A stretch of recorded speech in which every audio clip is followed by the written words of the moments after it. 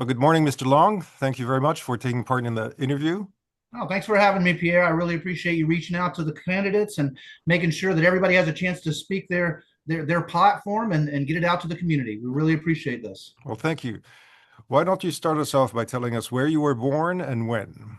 Okay. I was born in Duval County, Florida, at St. Vincent's Hospital on March 27th, 1971.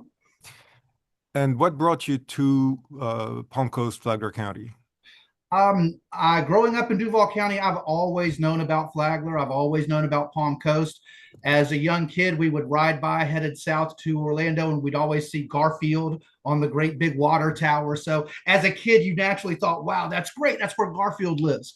And then on top of that, there was a time back in the I'd say the late '80s, early no mid late '80s, where the ITT would offer you. It was very similar to other timeshares. If you come down and tour a few houses, they'd give you a free ticket to Wet and Wild, which was a water park over. And so my parents would do that every summer. So every year we got a free trip to Wet and Wild out of Palm Coast. So after being in Jacksonville, I loved Jacksonville. Growing up there, it was the big city with a small town feel. You know, the river city by the sea. I always loved Duval County. But once we got the football team and then the Super Bowl, it just started to grow and grow and grow, and it got a little bit too much for what I wanted out of life anymore. So a good friend of mine who'd lived in Flagler forever, he and I kept talking back and forth, and eventually he convinced me to move to Flagler, build a home down here in 2003.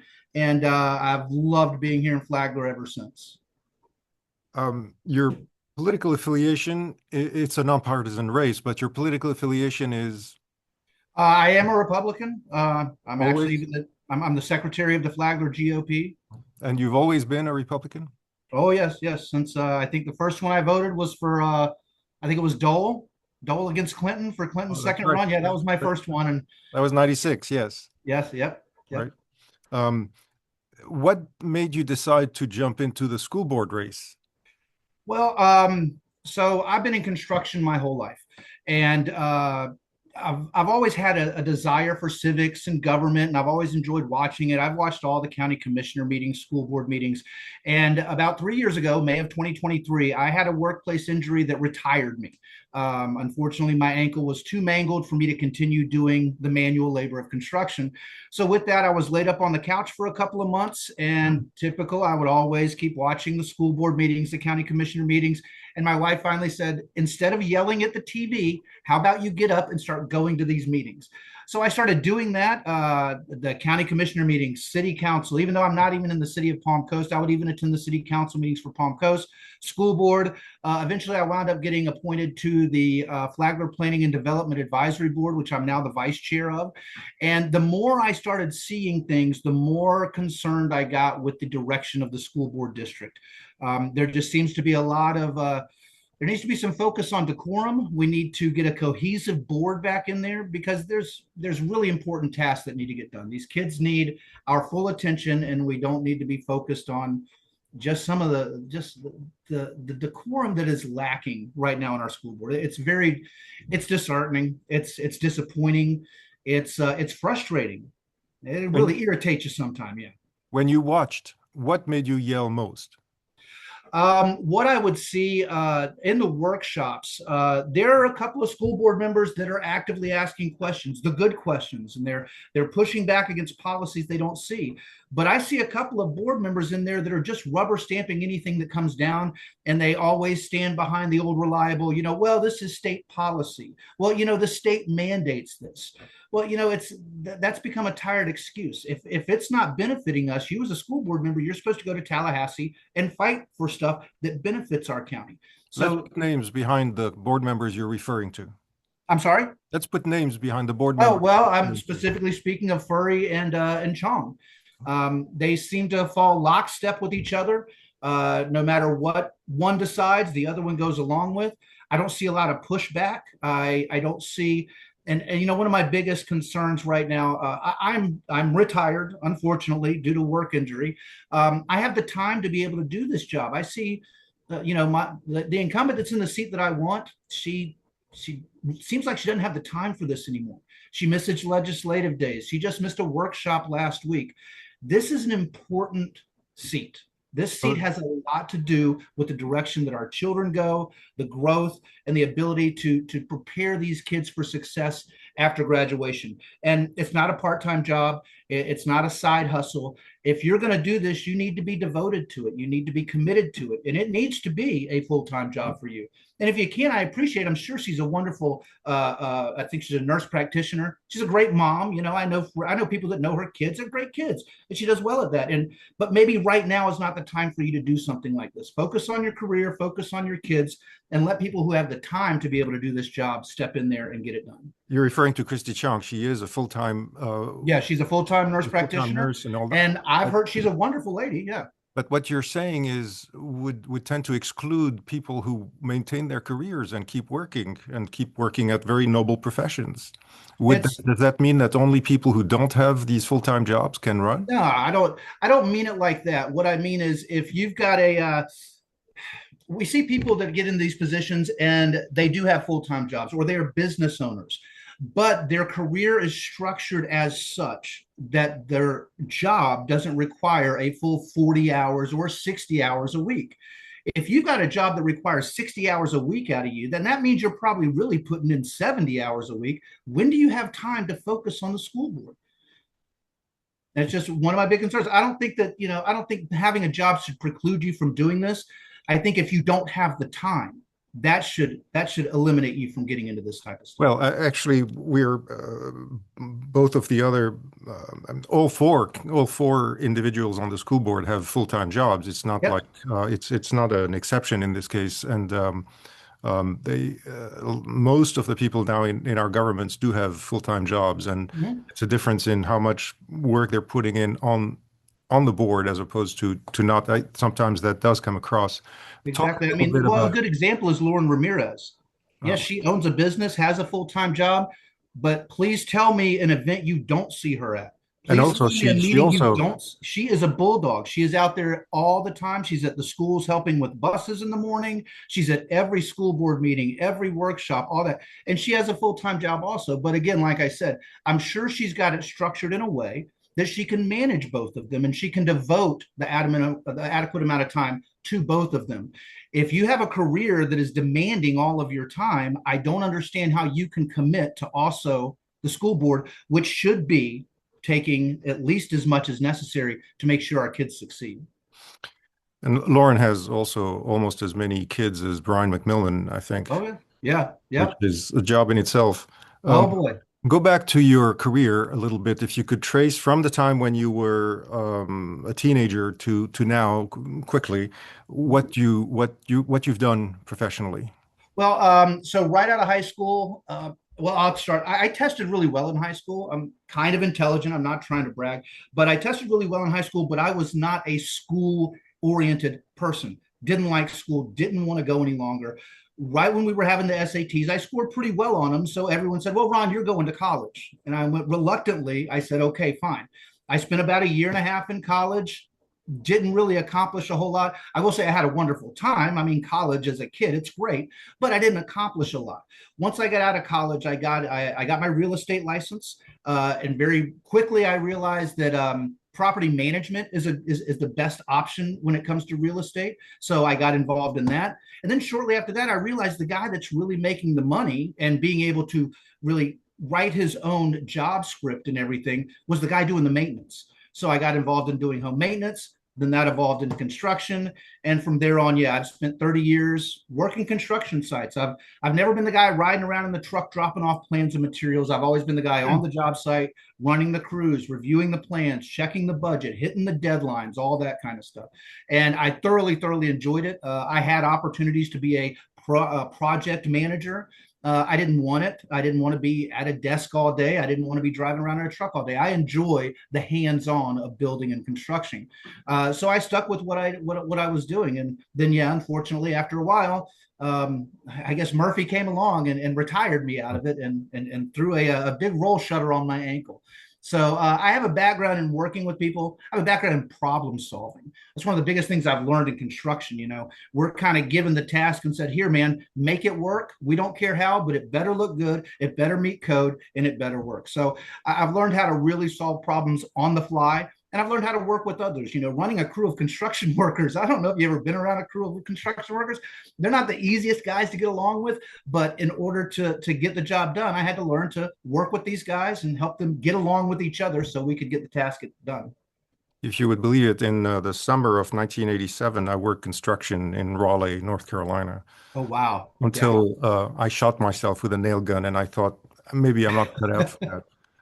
So Well, I had a beyond, couple of those too. Yeah, those injuries didn't put me out. I had a couple of those, but no, the ankle injury is the one that truly retired me. so tell us how beyond the attendance of meetings through YouTube and also in person, which we've seen, beyond that, how have you prepared? Have you read the documents at the school board, the budgets, Oh, the yeah.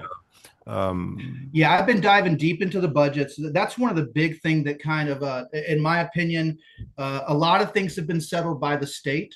Now, at the same time, I'm a big proponent of home rule. I'm not really keen on a lot of the control the state has taken, but there's a few things that I do believe they got right. So with that, that's left us now on the board with dealing with the budget and what is being mandated by the state, the unfunded mandates that they give out all the time. So, my biggest thing is trying to figure out how we can best trim the budget to meet what we need. Another an example I'll give, and it's one I've kind of been beating this dead horse for a while, the white fleet that we have at the school. It's a fleet of white vehicles. They're either explorers or expeditions. I saw a bunch of them being parked over at the county courthouse, and they started to intrigue me. I wanted to know what this was about. So I reached out, and I was told that, that's the white fleet. They are used by teachers and staff when they need to go from one school to another, or if they've got to go to another county for a meeting, what have you. That way they aren't using their vehicles, and we don't have to do the mileage buyback, all that kind of stuff to compensate them. So I asked for an inventory list, and when I got this inventory list, Pierre, it was twice what I was expecting.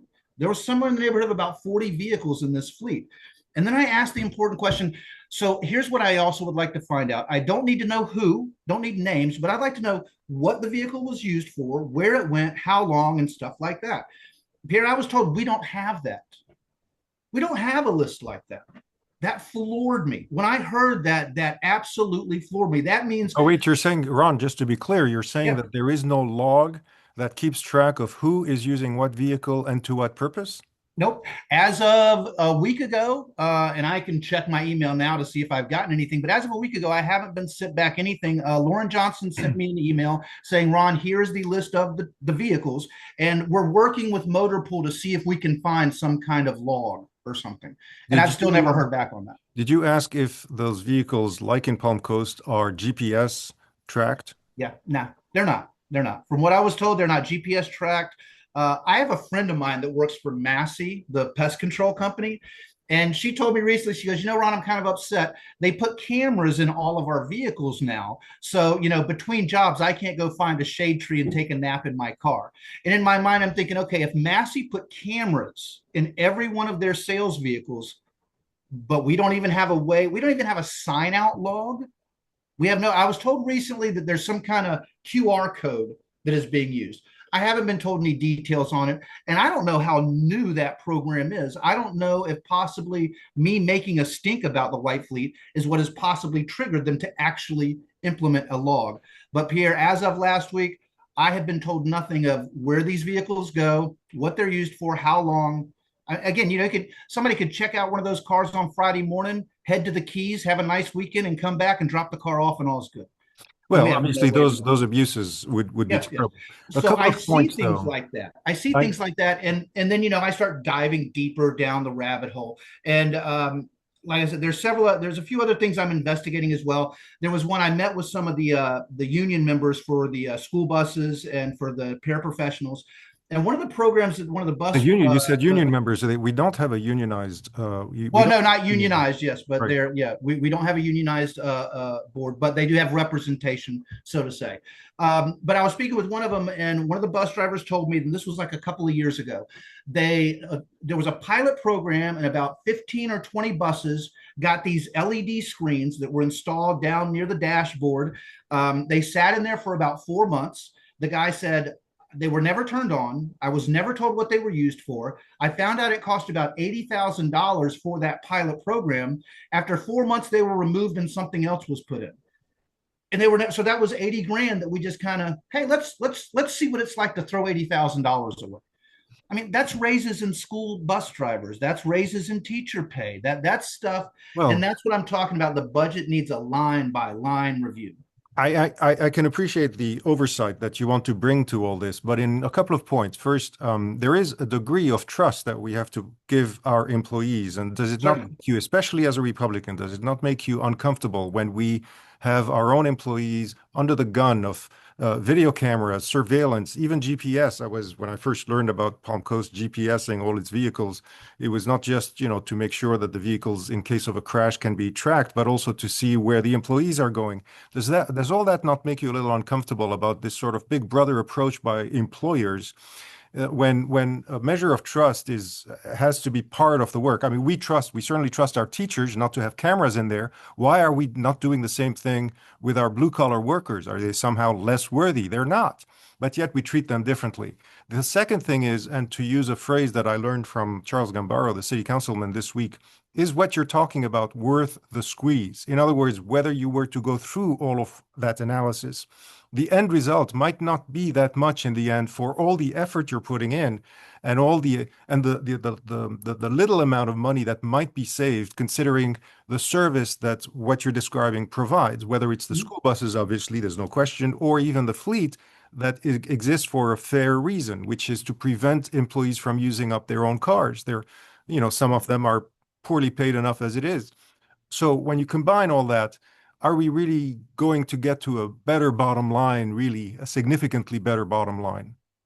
Well, I'll tell you, I ran numbers, and I'm just going off the top of my. Well, first to address your first question, when it comes to tracking, low jacking everybody and stuff of that nature. When it comes down to it, yeah, this is part of the job. You don't have to adhere to all this. You just by simply not working here. Again, being a conservative, I'm all of the. You have the right to leave, but if you want this job and you want to do these kind of things, yes, we do need to track this. It's not because of you, and it's not because of the other guy, but yes, a few bad apples have spoiled the bunch. And if you are on the up and up, and if you are legitimate with everything you do as your job, working for the school board, it shouldn't bother you to have a tracker in the vehicle that you're borrowing, or it shouldn't bother you to have a log system to make sure that the vehicle is being used as it's intended. Now, going to the trimming the fat and every little dollar, I am of the philosophy that every dollar matters. You're right. Sometimes it may not seem worth the squeeze, but when you squeeze here, squeeze there, and squeeze in another place, I did a research. I think it was somewhere in the neighborhood of, I think it's 1.2 million would give every teacher a $5,000 a year raise. 1.2 million. I mean, we just talked about 80,000 that was used for a program in some kind of digital readout in buses that was never used. How much extra are we spending on maintaining a fleet of 40 vehicles when maybe 20 could get by? We just recently purchased, what was it, two new passenger vans, two new of the Explorers, and also a large panel van, a big box truck. That was $635,000. Yeah. It's I know what you mean, that it's like, oh, is the squeeze worth it? If you squeeze in enough places, then yeah, if I can come up with $1.2 million, which in the broad scheme of our budget isn't really that much, if I can come up with that, I could give every teacher probably a $5,000 raise. So was that worth the squeeze? And interestingly, you are going into a system where, as a school board member, you have the least control over your budget than any of the local governments Yep. because all of those tax rates and most of the spending is set by Tallahassee, and Yep. it removes your ability to control so much of this, which leaves you that very small sliver of what do you call it, discretionary spending. Yeah, the There's a lot discretionary of spending is all we can mess with. Yeah. right where a lot of what you're talking about happens. But Um, there again, that's where I also lead to the fact that we need school board members that are in Tallahassee fighting for Flagler County.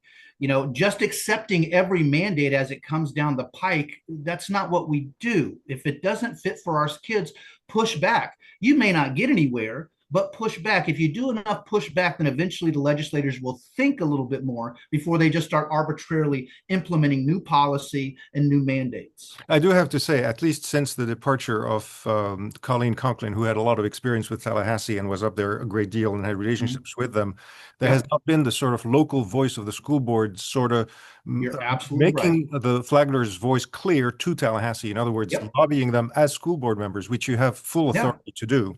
Exactly. And that's my biggest concern. It's like they go up there for photo ops in the offices and shake hands and have a good lunch in Tallahassee and then home they go. That's not what that's about. You've got to be advocating for Flagler students. I mean, would you blame all school board members for that? Do you put them Um, in the same boat in that regard?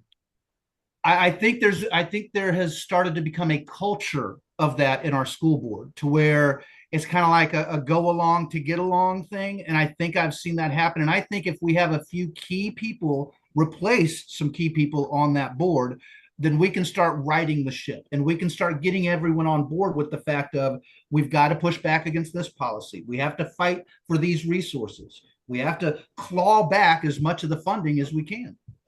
To finish up the first part of what was supposed to be your background, what character flaw would you say are you bringing to the table? And please try to avoid couching qualities as character flaws, as almost every candidate does. If I would say one of my biggest I can be a bulldog. I can really and in such a way, and I know you may think, oh well, he's saying one of his qualities isn't. No, yes, I rub people the wrong way sometimes, and it's something that I truly have to work on. It's not an intentional thing I do. I just get very passionate about what I'm doing, and I tend to bulldoze or I can bulldog, however you want to put it.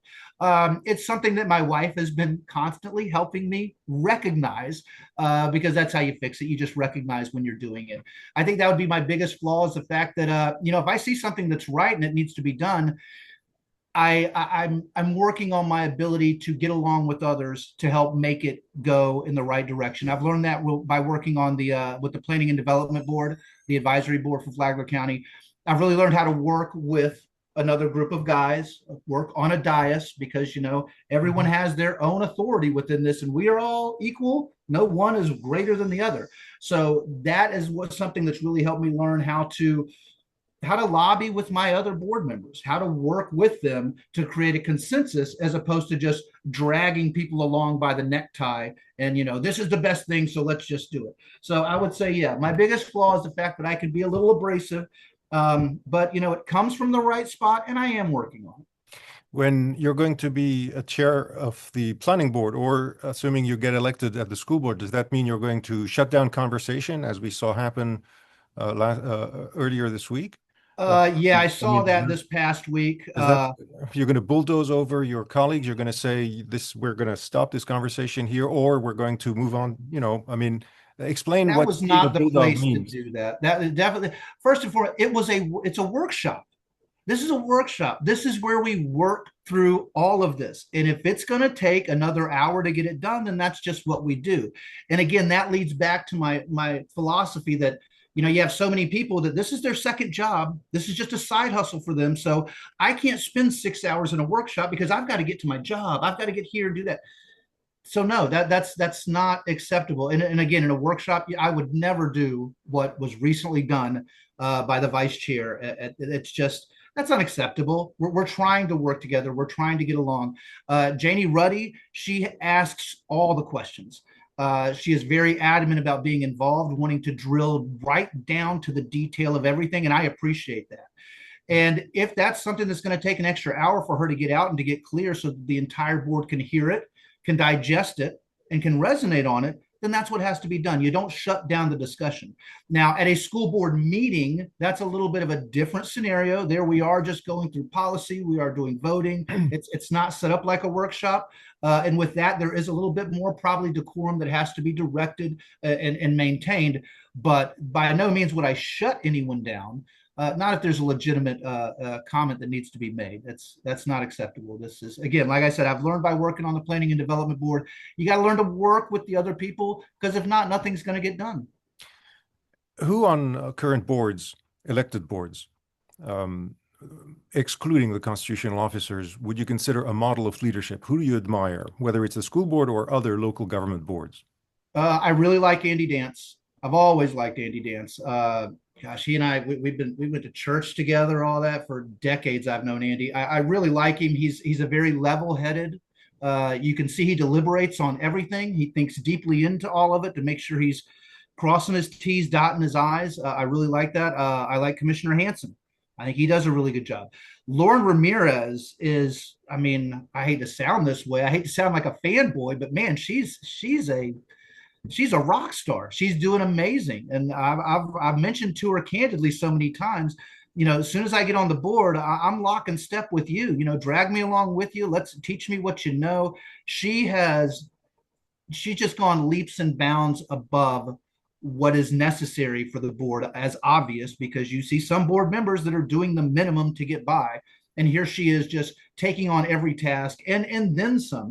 She's already completed her chairman training. That's just amazing stuff. Whereas you have the current chair, did she actually complete it? I'm not sure. There hasn't really been, I don't know. Maybe she has. I don't want to take that away from her. But of course, it's something she wound up doing after she became the chair. Again, it seems like this is an afterthought for some of the people on the board. This is just a position to sit in to make a little extra money. Maybe I have some publicity in the county. If I'm a real estate agent, maybe it'll help me get another couple of sales because I'm on the school board. That's not the way this should be treated. And I see so many doing it. Reassure me about one thing you just mentioned, hitching your wagon to Lauren Ramirez. Teach me everything you know in case you get elected, but that raises the sunshine law question. How Oh would you yeah, do no, okay, yeah. that? So, Within the realms of the Sunshine Law, what I mean is, you see her everywhere. She's at every single school event there is, and that's the type of stuff. Yeah, I want to be right there with her at that. When she goes, she's at every Florida School Board Association's meeting. She's taken all the training. Yes, that's what I'm talking about. Lord, what did you do next? Did you take this class? Fine, I'm going to take that class. Were you at this meeting? Fine, I'll go to that meeting. Because she's really giving a fine example of what leadership in the school board should look like. speaking of which, how would you react if you were told by your fellow board members or Miss Moore, the superintendent, well, let's have a pre-meeting meeting and let's have a post-meeting debriefing out of you? How would you react to that? No, that's not acceptable. Can't do it. It's just simple no. No, you can't. Period. End of discussion. There's no further talk about it. That's it. We can't do it. Okay. So beyond the essentials, as far as the slogans are concerned, Flagler forward and so on, what is your realistic vision of education for Flagler County? Realistically, we have got to get a lot more into the trades. I grew up in Duval County, as I mentioned.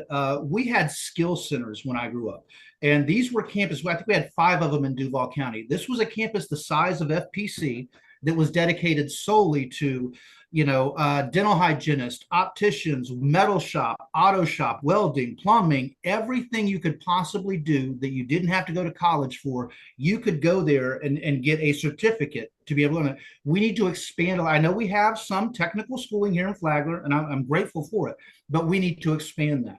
And it's one of those things. That's what I wanted to do when I was in high school. I wanted to go to the skill center. I wanted to get involved in those hands-on trades. And just as indicative of the age, I remember my mom saying, I'm not telling my friends that my son goes to the skill center. Because, construction, oh my gosh, you're going to college. You have to go to.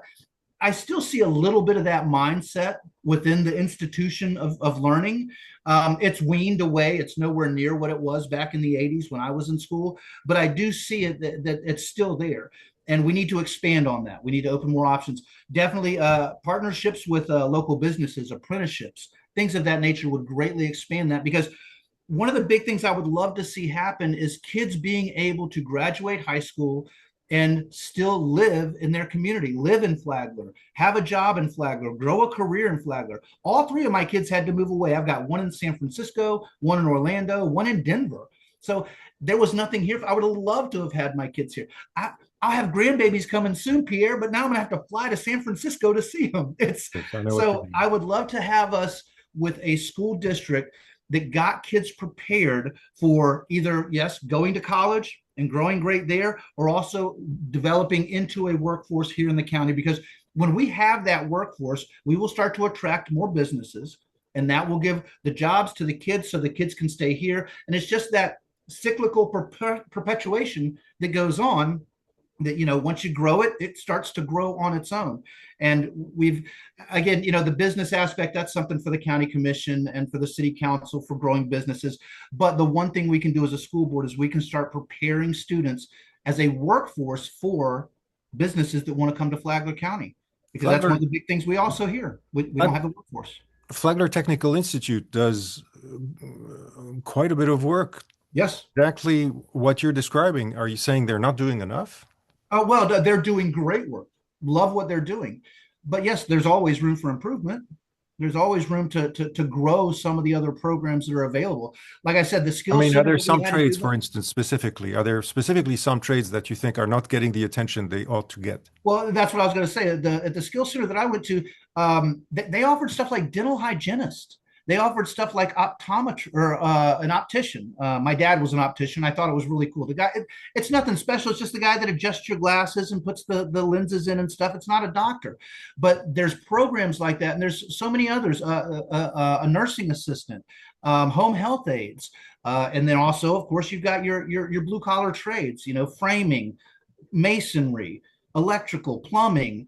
There's so much. And then you can even go into hospital, like a hotel hospitality management, restaurant management. These are all things that kids can learn within a 6, 8, 10-month period and be out in the workforce and having a job, as opposed to spending 4 years in college to get out and get the same job. Because for me, I wouldn't have lasted 4 years in college. I didn't last 4 years in college. Now, And there's so many kids out there like that. without disagreeing with everything that you said, would you would probably be supportive of the idea not to do duplication, and the district, aside from its flagship schools, which provide also some of those approaches, the joint work with dual enrollment with DSC and other colleges actually open those very doors that you've talked about, like Yeah. optometrists and CNAs and so on. So why would the Flagler Technical Institute multiply or duplicate those efforts when that's already in place with dual enrollment and other systems or the Well, flagships? the dual enrollment offers some programs, but I don't believe as many of them. And again, like I said, the technical school is doing great. They have great options available. We just need more options available. The dual enrollment programs, I think they're great. When it comes down to it, I think I'd lean more towards the IB program. I appreciate the Cambridge program. It's really nice. I'm We're sorry, I going think to I had get it into backwards. What did yeah, the Cambridge program the IB is program. the one. That's the Florida one. That's the one that specifically focuses on Florida. All of those courses that you take and the credits that you take are acceptable in the state of Florida, but I believe it's the IB program. It's acceptable nationwide, and that's one of the kind of drawbacks I have in it. Plus, the IB program, it's one of those that you have to sign up and get involved in. This is on the college course portion of it.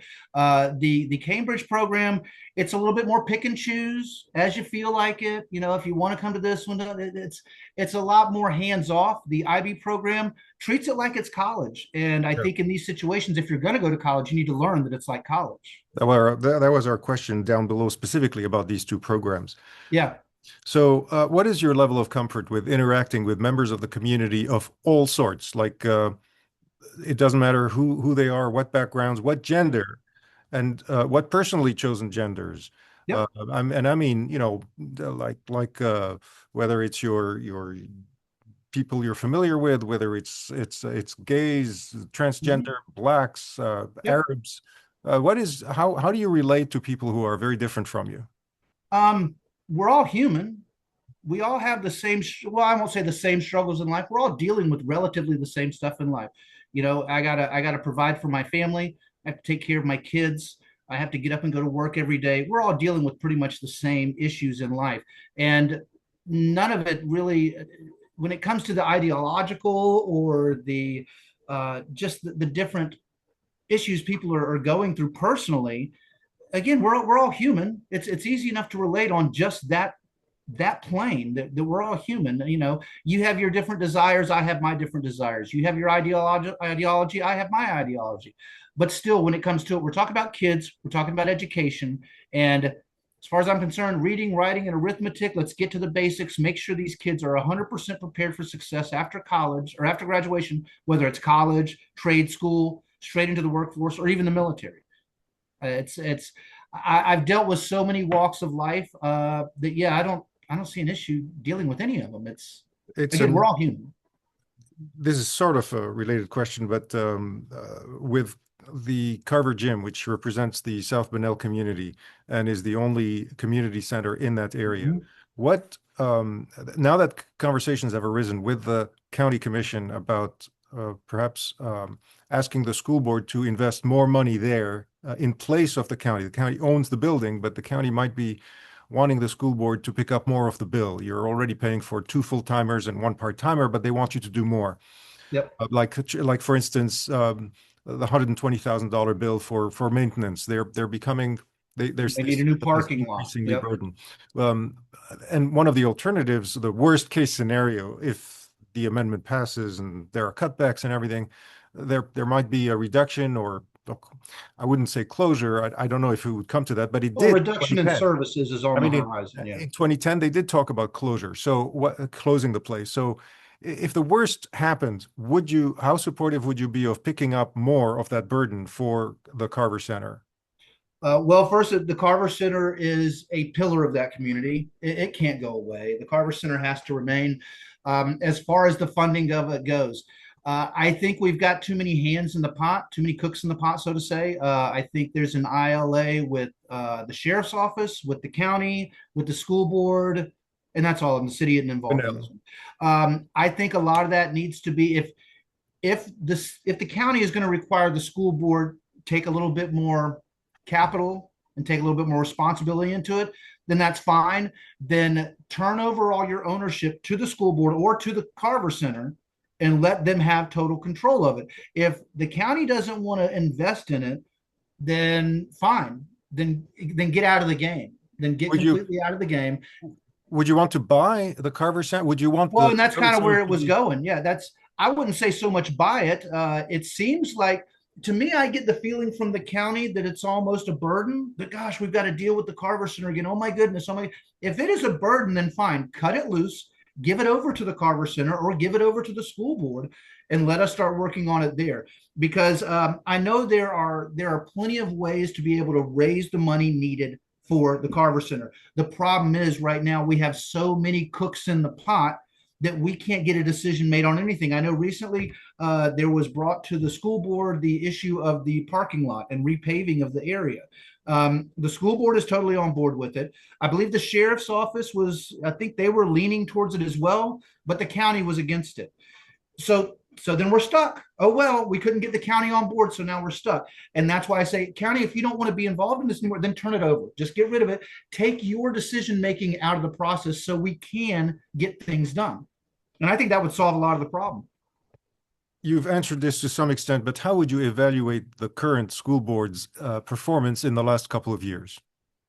Last couple of years, wow, it was so horrible to lose Derek Bars. I'm grateful that he was able to go on to bigger and better things. That's wonderful for him. But we really lost a staple when we lost Derek Bars. He was the glue that helped that board stay cohesive, stayed on track, and did it respectfully. He did so with honoring everyone's wishes within the board. I've seen it come to such lack of decorum. I even said, Derek Bars was doing his best trying to hold everything together. We just have a board that seems so divided. You almost see it right down the middle of that vacant seat. One side's going one way and the other side's going the other way. And that is my biggest concern with the board, along with the rubber stamping that I see come out to where people are just, okay, well, that's what the state said. That's a state mandate. State sets the policy. I'm so tired of hearing that excuse. To what extent is it fair to blame this board for being so divided now that they have that empty seat for so long and they have that empty seat because of the governor's indifference to filling Yeah, it? We shouldn't yeah. forget that. How fair is it then to criticize the current board members because of that lack, which is out of their control? And then to what extent is it really a matter of professionalism and personalities that has also exacerbated the problem you're describing? Well, there's where you nailed it. There's where you nailed it right there, Pierre. I do not hold the board responsible for Derek Barrs being plucked away and sent to DC. I don't hold the board responsible for that. What I hold the board responsible for is their lack of ability to learn to get along. That is on the board. That is on them. No one else can control whether or not they're going to honor someone else's time, that they're going to respect someone else's views, that they're going to allow someone else to speak. That's on them. That's entirely on this board. And like I said, I've seen half of the board try their darndest to get things done, to ask pertinent questions, to dive deep into the facts, and I've seen another side of the board push back at every step of the way. And yes, I blame that on the board. The whole board? Uh, well, I blame it on the half of the board that's pushing back and won't let the other half at least speak their mind, especially during workshops when it's called a workshop for a reason. This is where we get together and we hash out all these details. So And a if you have a couple, board member who's going to shut it down, then we're not getting stuff done. let's talk about a couple of specific concrete examples of where they have sort of failed or where those flaws are in evidence, and a couple where they've excelled. Where they have failed. The biggest and boldest one, the 9 hour school board meeting. I'll call it. Everybody tries to tap dance around it because I feel bad throwing it out there all the time. But my goodness, But that explain was what you're meaning such a because mess. explain specifically what you mean because a lot of viewers or readers. Okay, well, we had a 9 hour school board meeting that was devoted on deciding who was going to be vice chair. In my personal opinion, that's Lauren Ramirez's position. She has worked hard for it. We should be building up from within the board. Will Furry has been chair twice. Why does he need to be vice chair? It went round and round. It was such a mess, Pierre. You had to, from on one branch, they're saying, well, the vice chair position is no big deal. So Lauren, just step out, just withdraw your nomination. And then in the other breath, they're saying, well, no, I need someone that's been on the in the position, has been a chair that can help me. It's just such man, it's really a mess in the way that I see them placating and trying to pacify each other between, I'll just Will and Christy. The way that I see them trying to pacify each other and keep the control within the two of them, it's unacceptable. So with that, yes, we spent 9 hours going round and round, and eventually Will won out, and he is the vice chair because he just dug his feet in and wouldn't let go. Again, that's Lauren's seat. She should have been vice chair. She was next in line with it. Either her or Janie, either one of them. Personally, I prefer Lauren. I really think she's such a workhorse and she's got so much knowledge. I really think she should have been next. And when I'm on the board, yes, she has my vote as vice chair, if not chair. She's done a wonderful job. So that's one instance where I've seen that, yeah, totally messed up. One that I think they've kind of done a decent enough job on is the Carver Center. I see them working really hard to try to get the Carver Center taken care of, and they're working together as a board. Unfortunately, they don't have enough say. They're only one of three in that ILA that can have a say in what happens over there. So whereas they're working together cohesively and they're trying to make a big difference, it's not really got the traction it needs because they're only one of three when it comes to making decisions for the Carver Center. Where would you have fallen on the vote to close the Belter Swim and Racket Club to the public? I would have voted the same. I'm sorry. I know I know that answer is going to make some people mad. I would have voted the same. Now I'll give you some history on this. I had a membership to the Racket Club. I have fond memories of my kids swimming in that pool. As my boys got older, we would go there to work out when my boys were doing football and all that, trying to get them into shape. So I have very fond memories of the Belterre Racket Club, as well as the Frida Zamba pool. Same thing. I've lived here for 25 years, so I've been in those pools. I've enjoyed those pools. The problem being is we would wind up throwing good money after bad. Both of those pools are in such disrepair that it's going to take millions to get them up to par. And then once that is done, they're still not adequate to serve as a community pool. we still need a larger pool. So putting money into those two pools is not going to benefit the community as a whole. It may add a swimming pool for some of the people, the residents in that area in the P section or the R section. But outside of that, I don't see it being a community plus for the entire community redoing those pools. So I think using that money would be wiser by helping either working with the Y. I truly We're believe getting that to the that school should next. have its own pool. Go ahead. Yeah. Yeah, but we're going to get to that and that very thing you just mentioned as far as Yep. who should have what pool and so on. But I wanted to finish your thought on the flaws and successes of the board. And Okay. the final thought there was where what quality are you bringing to the school board to improve those dynamics? Oh, the ability to work with other people, just the ability to, again, like I said, we're all human. We all have our own desires, our own leanings, and stuff like that. But at least we have the bare basics that we're all human. Let's all try to get along because we do have a common goal. I would hope we all have a common goal of making sure that these students are prepared after graduation. So we may disagree here or there. We're not going to argue. We're not going to fight. We're going to talk about these things, and we will talk about them for as long as necessary to make sure that everyone is comfortable. In dealing with my ankle injury, a good example. In dealing with my ankle injury, I had a settlement that we had to work through and all that kind of stuff. And after going to mediation, I was talking with a friend of mine who's a lawyer, and he said, "Hey, Ron, how did it go?" And I said, "Well, I wasn't really happy with what I got." And he goes, "Well, what did the other people say?" "Well, they weren't really happy either." And he goes, "Well, Ron, your mediator did a good job. If both parties walk away a little bit disappointed, then everybody wins in the end." And I'm willing to go through that. I'm willing to not get everything I want when it comes to the board, as long as we're all working together to get a cohesive plan that's best for all the kids. So the YMCA and the swimming Mm-hmm. pools.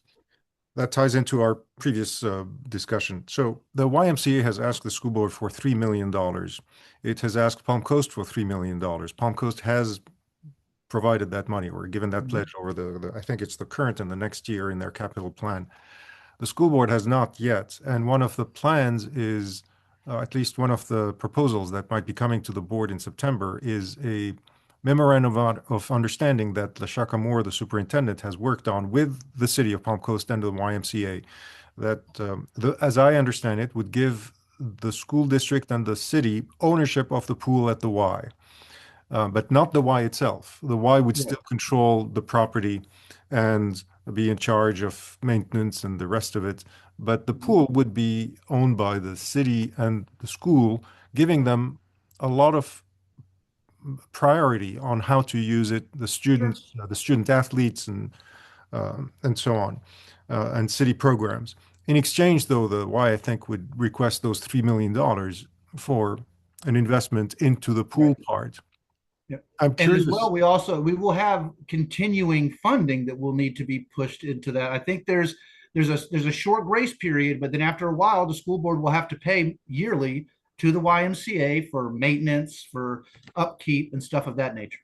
Well, I'm not clear about that part of the memorandum, um, but yeah, I mean, the way that the YMCA has sold the idea has been that it would be a saving, a net saving for the city and the school board because they would not have to take care of um, Belterre Swim and Racquet Club. They would not have to take care of the aquatic center anymore. They would have this facility.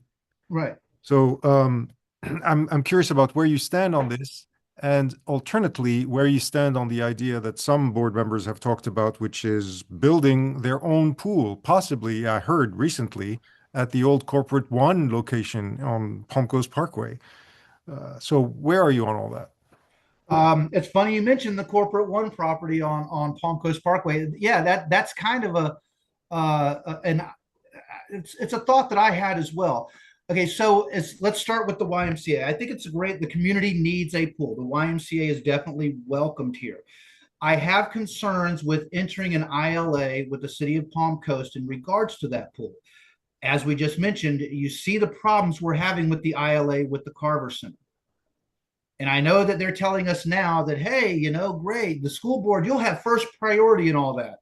Um, I know of several people on the Palm Coast Council, including the mayor, they're not the easiest to get along with, and they're not the easiest to try to negotiate with. And I would not like to see the school board tied into getting permission from the city council and the mayor of Palm Coast on anything that has to happen there. So I'm not a big proponent of the school board getting involved with that program. Personally, I would like to, yeah, look at the idea of that piece of property that's up there. And, of course, the school district owns a bunch of property all over the county, smaller parcels that aren't usable for anything that has to do with the school district. So if we take those properties, assess them, the ones we can't use, get them sold, turn that 7 acres on Palm Coast Parkway into a dedicated school pool, not a community pool, a dedicated school pool. Now, of course, if the school decides they can use it for other events, maybe a community event, what have you, but it is truly the school's pool. I believe that would be the best use of dollar because, again, we're going to have to pay maintenance on that YMCA. Don't think that $3 million and that's it. The school board is done. We will never pay another dime to the YMCA. That is a false pretense. We will have to pay maintenance on that. So, if we're paying maintenance on something, why not pay maintenance on our own school or our own pool that is dedicated to the school so we can have swim teams, we can do community outreach, we can do those kind of things that is needed without having to ask the city's permission for everything. And again, I know we say, the school and the city would be half and half partners within this. But again, I'm seeing what happens with the Carver Center with that ILA, and we can't get three parties to get along. I highly doubt that you'll be able to get the school board and the Palm Coast City Council to jive on everything that needs to be done. And so let's just take that out of the equation.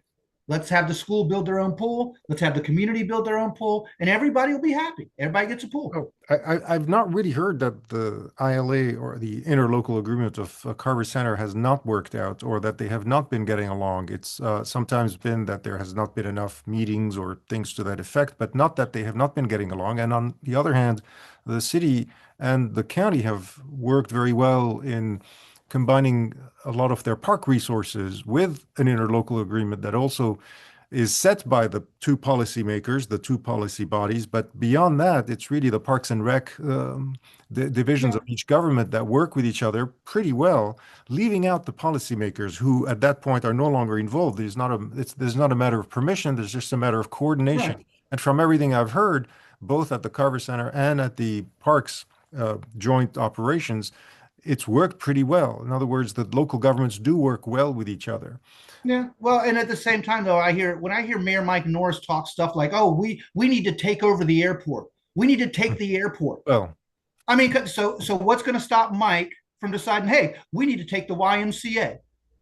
And yes. that's something that, and it may not be Mayor Mike Norris. It may be some other mayor in the future. But again, let's make it simple. Let's make it easy. The city of Palm Coast, you have the YMCA. Welcome. You have at it. In the school board, we have a pool. Let's make it simple.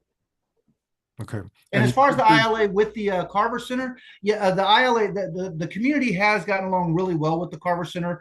I'd say up until recently. It seems like over the past year, it's the Carver Center needs help, and they are really struggling to get the help that they need. And that's where I say, that's kind of what I mean by seeing that interlocal agreement not working well for the Carver Center in this situation. I would just attribute that same situation to the school and the city with the YMCA. All of a sudden, the city decides that no, we want to do more of this, so you guys will have to wait longer. You can't do your swim training for the swim team on Thursdays because now we're using it for this. Again, let's make it simple. The city has the YMCA, the school has their pool, and let's all move on with our lives. where do you stand on arming school personnel? I am a staunch proponent of the school resource deputies. That is our first line of defense. The more I've been diving into the Guardian program, it sounds really interesting. It sounds helpful, but I have my questions on it, and I have too many questions for me to support the Guardian program 100%. It's an interesting policy. I have some of the problems that I have is okay. So now we're arming a teacher, or a teacher or a staff member. It could be a custodian. It could be anybody. So we're Let's arming a member of the staff. let's lay out the question so that we eliminate Okay. one of the thorny issues, which is teachers. Yeah. This Yeah. board, if anything, this board I think might be more on the side of arming non-teachers, non-faculty. Okay.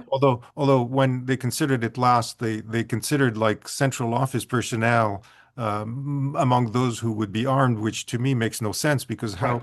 how is a central office employee going to be helpful for even Flagler Palm Coast High School, which is down the road? It doesn't Right. seem to make the sense of why you would want an armed presence on campus like the Mhm. SRTs or Yep. the Angels on campus. So let's just say the plan was for non-faculty members on campus to be some to be armed and Mhm. approach it that way and then talk about Okay. yeah. Well, so if we're having, if we're having that type of faculty on the school grounds armed, these are people with regular everyday positions at the school that they do, whether it be a custodian or whether it be, someone in the office setting administrative.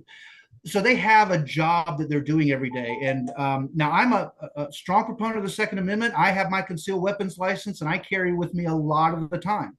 And I will tell you, there's a lot of times I forget it's even there. So if we have a situation where we have faculty in a school around students and they get so complacent that they forget it's there, then how simple is it going to be for a kid to come up close to them, to see the printing of it, to notice, oh, there's a gun, and it's just leaving too many variables open. A school resource officer is there to do one thing: focus on the safety. He's not there to teach a class. He's not there to empty trash cans. So his focus is fully on him, his armament, everything he has, and the job he's there to do. I think adding weapons to faculty who already have other jobs to do, but we're now not imposing, we're now asking them to help with the security of the school. I don't think that's going to be a best option to work. Um, I just, it doesn't seem like a good fit for me. In my opinion, like I've always said, this ballot is about the budget. Let's trim the budget. If we can come up to, I think it was, we could get two more school resource officers for I think I think it's almost $1 million a year. So we can Um, get two more resources for almost $1 million a year. So let's trim the budget. Again, all those little things, like you said, is the squeeze worth it? But if we squeeze enough and we come up with $4 million, that's raises for teachers and two more school resource officers. I think a singles officer runs in the range of 120 to $150,000. And the Okay. budget they just either they just approved or are considering approving is I haven't yet seen the figures, but they're on board docs.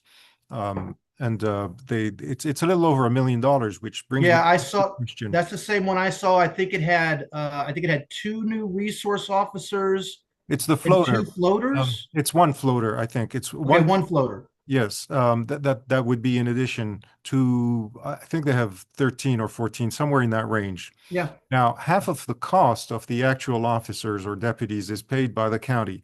The county is very supportive of that and has Yep. been and continues to be supportive. And from what we're hearing from the current county commission is they're not interested in diminishing that support. But Right. with the amendment ahead, what if the county was to say at one point where they're really in dire straits and they say, we can't pay this anymore. We can't pay our share. We don't have to pay our share. As Greg Hansen said only 2 weeks ago, it's not we're Right. not mandated to pay this. We're doing it because we want to. So Right. at this point, they say, we can't afford it. It's going to be the school board's responsibility entirely. At Mhm. that point, how would you react, and what would you do to if you don't have the money? Grant, we've got to find grant money. We've got to again, and here's the situation. We need to start now by really line item this budget, find every dollar we can, find every bit that's worth the squeeze. That way, when these kind of things do pop up, to where the county says we can't fund half of the resource officers anymore, or even worse, as you mentioned earlier, you said the state controls the knob. The state sets how much our ad valorem taxes are for schools. Who's to say, with them talking about getting rid of property taxes, just the standard ad valorem tax, who's to say in 3 years they're not going to go on the next kick of saying, hey, we're going to start dialing down the school ad valorem taxes? In the past 10 years, that school ad valorem tax has gone from, I think it was like 8.7 something down to 3.65. So they're already lowering it. Yeah, it's So been who's to lowered say they actually don't for the turn it last all 20 on? years every year.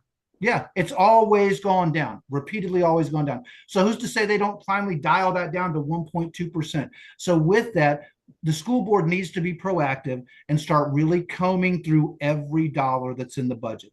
I know they look at the budget every year because it comes around, but do they really dive into the budget every year? I've been there at those meetings, I've watched them. I don't think they do. You've touched on the IB, the International Baccalaureate, and the Cambridge programs. If you could just explain them again, what do they mean? When we mention those programs, what role do they play in the two high schools' grading profile, as far as you know? And Okay. As far as for our, you mean for our district grade, like the A that we get and stuff like that, yes, or at the school level, that's right, for okay, at the school to level. determine the school Um, level grades. I believe they affect our grading a slight degree, but I don't think they affect our district grading like the A that we just received. I don't think they affect it dramatically. But when it comes to the two programs, so we have the IB program, which that program, I like that one a little bit more. If we're talking about kids that we're preparing them for college, that program runs like a college program. You are assigned your classes, you are told what you'll take basically, because you've got to do your humanities, you've got to do your Psych 101, you've got to do all those things.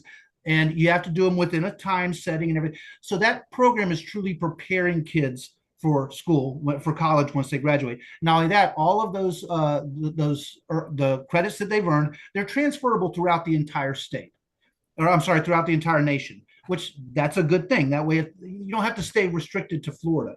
I like that program a little better because again, we're talking about preparing kids for college. The other program that we offer, it's the Cambridge program. It's strictly for Florida. All of those, any credits you earn will be automatically honored in the state of Florida. They may be transferable to some other states and may not. It all depends. But as well, the Cambridge program, you get to select what you want to take. You don't have to worry about humanities or Psych 101 or none of those kind of. You can jump right into learning about ancient Russian history. You can really pick and choose the courses you want to take. But that's not how college works. And if we're preparing kids for college, let's truly prepare them for college and let them know that, listen, when you go to college, this is what you have to do to get your AA. And then you go on to your bachelor's, doctorate, master's, however you want to go. But to give kids this false presence of, wow, college looks easy. I can just take this course or that course, and it doesn't really, it's not adequately preparing kids for what it's really like to be in college. And Uh, that's why I lean more towards the IB program. I'm not sure that this would ever be realistic, that the school district would be in a position to cut either academic programs or athletics. But if it came to that, what would you do? What would you favor? Oh, if we had to pick academics over athletics, I would have to pick academics. Where it's a school. It's a school first and foremost. Um, and what you'll see is athletics. A lot of times, if it comes down to it, and we need funding for athletics, you'll see a lot of times the community will come out to support Mhm. football or baseball or what have you. So we can look to the community to help fund those things. But first and foremost, we're talking school. Yeah. We're teaching, so And that the academics is what's important. within that world of, are there any programs that you consider dispensable? Within the academics, Yes. I I can't think of anything off the top of my head that would be that we could push off to the side. I think all of it's really important. I mean, as long as we're talking reading, writing, and arithmetic, the curriculum that I've seen from the school, it Uh, all falls well within. arts, music. Yeah, Uh, arts, music, yeah, all that stuff. All of that is very important. I've got one of my kids that if it wasn't for the art program at Flagler School, they might not have gone every day. They might not have decided to show up every day, but the arts program really pulled them in and they were able to keep going to the school and they desired to go to school every day. So, yeah, all those programs are very, very important. But you're right. The athletics, I think that's something that if need be, we can look to the community to help fund that. we're going to talk about the school population as opposed to the county's population. Since 2007, the population of the county has continued to increase pretty dramatically. It has Yep. flattened out in the district with just as dramatically. I mean, the graph is pretty impressive. 2007, it stopped and it flatlined. It has remained within that band of 12,500 to Yep. 13,000, back down to 12,500, all of that time. And in the past year, it has lost, I think, a net 300 students because of the voucher Lost program, 300. which Yep. universal vouchers kicked in 2003, not before, but up until then, for 17 years or so, the district had just stopped growing, even though the county continued to grow with families, with children of school age, school age children. So first, what do you attribute that to, this flatlining? Um, uh, Even before we talk about vouchers, Yeah. and how would you I address it think the now that flatlining, vouchers are making it so much worse? yeah, our flatlining of the county's population, I believe it's twofold. One, nationwide, we've seen a lowering in the birth rate. People just aren't having kids like they used to. So that's one factor that comes in. And Flagler County has always been a draw for retirees. It was originally, ITT designed this as a retirement community until it just blew up on its own. But we still are a main draw for retirees that move to our area. So I think that's what's really hindering us seeing a large influx in our students that we have seen in our regular population. As far as the voucher system goes, the 300 students, and I dove into this, we didn't actually lose 300 students. Some of those students were already in the homeschooling program, but now they actually started taking the voucher system.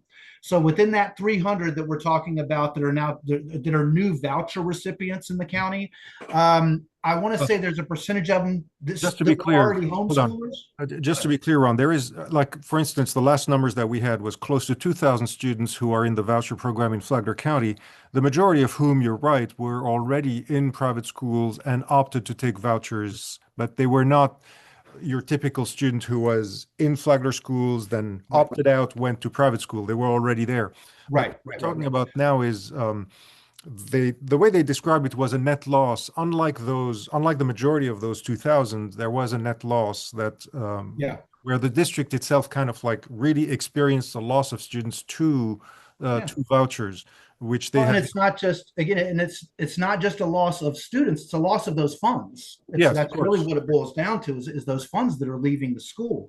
So even if if this turn where we saw these 300, even if all those kids, if some of those kids were still already in homeschool, now we're seeing the impact of the loss of the budget from them to where they weren't coming to public school, but we were still getting the money for it. Now we're truly seeing the impact because those students are taking the voucher system and taking the money home with them. I support the voucher system. I want to be clear on that. I truly support parent choice and them having the opportunity to take their kid to whatever type of curriculum they want. One of the big things I've heard from a lot of the homeschoolers, go ahead. Before you get there, you said you support the voucher system. How is it justifiable when it's your tax dollars, my tax dollars that are subsidizing private education? Yeah, yeah. Well, here's the thing. When it comes to subsidizing private education, I know that there are certain requirements that are needed by there are certain requirements that the private schools have to meet when it comes to taking federal and or I'm sorry, state funding. I'm comfortable with those guidelines that are met. As far as using school tax dollars to fund a private school, I don't see a harm in it because again, it's not just tax dollars, it's all of our dollars, right? It's all of our dollars. And if we want our dollars to work best for us, either one, give me the option to have my choice with my tax dollars, or two, make your schools better. And I think that's where the crux lies in this. Competition breeds excellence. And if the school district wants these dollars back, they need to fight for them and push for them and offer the safety and the curriculum that'll draw those people back to the public schools. As far as funding a private school or another ideology with public dollars, that spectrum can go both ways. So with that, like I said, I'm going to rely on the state's ability to. I'm big on home rule, but there are a few things that I think the state has gotten right. And I'm going to rely on the state's regulation when it comes to regulating those private schools, making sure they're doing what's necessary to qualify for the school tax But dollars. that's just the point. There are no regulations. There They are regulations. There are, they're- they it's, they they they don't don't, have to follow the same testing standards. They don't I have to know, but follow hold the on. same. They also, by the way, you mentioned, well, they have to follow federal standards. This is state money, so they don't have to follow. Santa Maria del Mar school doesn't have to offer Title One, Title Nine, none of those Yeah, things. yeah, And they also don't have to provide the standardized testing system that requires them to stay on top of, at a certain quality in the state's eyes. Same thing with, transportation, with ESE or mhm, special education. They don't have to provide any of those things. They're on a completely different set of standards, right. much lower standards. It's up to them if they want to offer them or not. In that sense, the school district is not competing on a level field with all those schools. I agree there. I agree with you 100% there. But okay, so let's go back on the fact that, the private schools, there are regulations that they have to follow. We can't sit and say that there is nothing, that they just given the money and they get to have it and they don't have to answer any questions at all. There are certain regulations they do have to abide by. But first and foremost, here's the biggest example of that they are performing. Again, it's a choice. People aren't going to choose to send their kid to a school that's failing. So obviously these private schools are doing something right. It's like, it goes back to capitalism, build a better mousetrap. And if people are going to buy that mousetrap, then obviously it's doing something right. So now here's my take on all this, though. I agree with you at the fact that the school district has to jump through a whole bunch more hoops than the private school does. And I've spoken with the superintendent about this a couple of times, and I really like her take on it. I think she's great. We must do everything we can to maintain her and keep her here. She's doing a wonderful job. But what she also said on that, rather than increasing the regulations against some of these private schools, why don't they lighten up some of the regulations on the school district? I haven't had an opportunity to sit and talk with her on exactly what she means by loosening up some of those regulations, but I agree. In some cases, there's so much red tape when you get into the bureaucracy of dealing with state and federal government and agencies. There's so much bureaucracy and 12 layers of tape on top of everything that I feel confident that there are regulations that are imposed on the school district that are absolutely not necessary. So let's open up those things so that the school can compete on a level playing field. Again, I'm not saying increase the regulations on the private schools. I'm saying let's put the public schools at a similar regulation so that they can compete openly and on a fair playing field. I think some of those options are like mini schools. In other words, within the school district, they would have a mini school of very few students of different ages attending their own sort of separate school, or alternate scheduling, which would allow a student to attend school maybe 4 days a week instead of Yeah, five, or that sort of approaches, which they so far sure. have not been, they've not been doing, they would like to do. And you would Like I support said, it by open taking. up open up the options available, because obviously the private schools get to do all that. They get to give all the options available to make them competitive against the public school system. So let's give the public school the option to be just as competitive against the private schools and homeschooling. Do you think that lack of options is primarily what's causing students to some students to choose the other option as and keeping the district from growing as it Well, the biggest thing I've heard lately, when I was gathering petition signatures, I met close to 2,000 people face to face, and I've been doing door knocking also. So I've been face to face with a lot of people, and every homeschool parent I meet, I always ask them, why? Why did you take your child out of the school? Some say curriculum, some say policy, what have you. The overwhelming biggest thing I hear is bullies and safety. And that's easy fix. Those are easy fixes. I've gone through the budget, and I've seen within the behavioral analysis department of the school district, we have grown that administration huge. We have behavioral analysts, behavioral specialists, behavioral coordinators, behavioral managers. What for? And here's the thing: we have all that, but I'm still hearing that bullying is a big deal in the schools. So then what are all these behavioral analysts, marketers, managers, coordinate? What are they doing? Because I know one of the positions makes 60,000 a year, another makes 100, one of them makes I think 80,000. So they're making good money. So why are we still hearing that bullying is a huge problem in our school? A Again, lot of this is it's it's one of those bureaucracy things, Pierre. It tends to the well, bureaucracy. I'm not sure that the job descriptions you've just provided are have so much to do with bureaucracy as with parkland. This is a result of the parkland response Yeah, to yeah. better, I hate to use the word arm, that's not the right word, to better prepare Equip.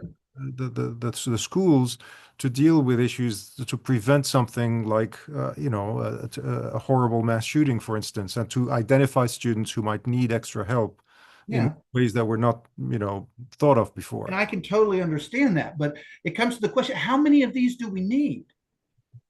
It's like But the IT department. Our IT department at the school has just ballooned hugely. Again, 60, 80, and $100,000 a year. I thought AI was supposed to lighten some of this up. I thought AI was supposed to help with this. It seems like AI came into the picture and now our IT department has doubled. So it's these little I things that mean, surely it hasn't doubled. I mean, we know it hasn't doubled. well, It, no, okay, I'm sorry. It hasn't doubled, but it's grown dramatically in the salaries that keep growing in these positions. But teachers need better pay. are you Teachers aware of don't what even have. pays for the IT department? Are you aware of what money pays for it? I'm sorry. Are you Say that again. I aware couldn't of hear you. are you aware what money pays for the IT department? That's the capital that comes out of the capital fund, correct? Yep. Well, there is the half-cent sales tax for Yeah. technology that voters approved, Hmm. and that Yeah. enabled the district to provide the one-to-one ratio of computers to each student, as well as to Right. support a lot of the technology infrastructure, which includes all those salaries. Yeah. I totally understand the one-to-one for a computer and stuff like that. But do we also need one-for-one IT department person for every student? Because it Oh, but seems like we're going to get there eventually. I mean, obviously that's an exaggeration, but I am exaggerating a little bit, but again, Pierre, it goes to the fact that the bureaucracy is growing crazy. We've had a budget almost double in 10 years, and we've seen about 1,200 students come in. That comes out to $133,000 per kid. Ron, the school budget has not the school budget today, the general fund budget is about 167 million. I know the general fund. I'm talking overall money spent, Pierre. The money spent has gone from about 180 million to almost 350 million. Regardless where it's coming from, the money spent going out has almost doubled. And we've only seen 1,200 new kids come in, thereabouts. So why are we where's all the growth happening? Well, we have a larger IT department. Well, we have a larger behavioral analysis department. But here's what I tell you: we don't have paraprofessionals, teachers' aides assigned to a teacher. They're floaters. They float around. So a teacher doesn't have the resources she needs in the classroom. But yeah, let's have five more IT guys, and that's we're spending money just because someone said that this is where it needs to be spent. We need to ask the questions and push back and say, no, we teachers need an aid. I was blown away when I was meeting with the Florida Educational Support staff union. What I can't, I'm messing it up a little bit there, but I was blown away when I heard that teachers don't have a teacher's aide. Now, when I went to school, teachers never had an aide. We had our teacher, and that was it. As my kids got into school, I noticed there were teachers' aides, and they had aides that were kind of like with that teacher all year long. They were frickin' Yeah. frack. If anything, that aide could run the class if the teacher was gone. That doesn't happen anymore. But again, our budget is growing. We're hiring more people, but teachers need more pay and teachers need more resources in the class. Where's the money going, Pierre? Hmm. Maybe the white fleet? Maybe, Maybe it's going to more IT? Maybe it's going to more behavioral analysts? Teachers need well, help. I mean, you're mixing a lot of different pots because the behavioral analysts are not part of that infrastructure. The halfpenny sales tax doesn't pay for teachers Oh, uh, I know that. I know analysts that. or But at for the same time, behavioral Pierre, analysts. And you can, it's not fungible. It's not totally fungible. But if you tighten the belt in some areas, you can free up resources in other areas. Again, it takes somebody going through this budget line item by line item to find out what can happen. I feel like no one's ever done that. Well, no one on this board currently. There might be two board members that did, but it feels like nobody Well, has. you would Nobody have has to sat down. actually redefine the how to spend the halfpenny sales tax money at the next election, and that's not for another 8 years or so, Oh yeah, no, that's a wise off. I because agree.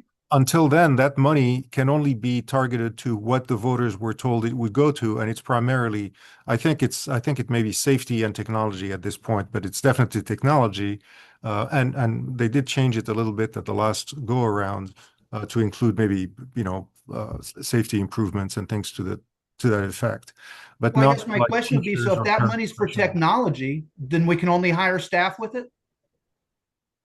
Well, I mean, your technological budget is pretty heavy with equipment and with keeping the infrastructure going and preventing it from having $750,000 be fished out of the system. Although Right. in this case, remember with I that remember.